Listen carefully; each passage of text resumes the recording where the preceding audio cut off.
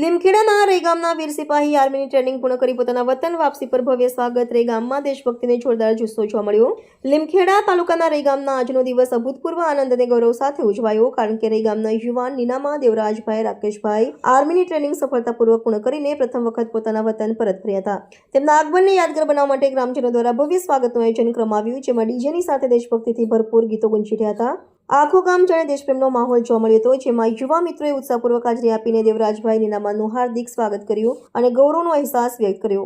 આ કાર્યક્રમ ગામના વીર જવાન રાષ્ટ્રસેવામાં જોડાઈ ગામનું નામ રોશન કરનાર દેવરાજભાઈ નીનામા પર સમગ્ર રે ગામના ગ્રામજનો ગર્વ અનુભવી રહ્યા છે. યુવાનો માટે પ્રેરણાસ્ત્રોત બની રહેલા આવા વીર યોદ્ધાના આગમનથી ગામમાં આનંદની લાગણી વહેતી થઈ હતી, જેમાં ગ્રામજનો અને પરિવારજનો દ્વારા દેવરાજભાઈ નીનામાને આશીર્વાદ અને શુભકામનાઓ પાઠવવામાં આવી હતી. તેમના સાહસ, સમર્પણ અને દેશપ્રેમને નમન કરતા ગ્રામવાસીઓએ એવી આશા વ્યક્ત કરી કે તેઓ રાષ્ટ્રસેવામાં આગળ વધીને દેશનું નામ ઊંચું રાખશે.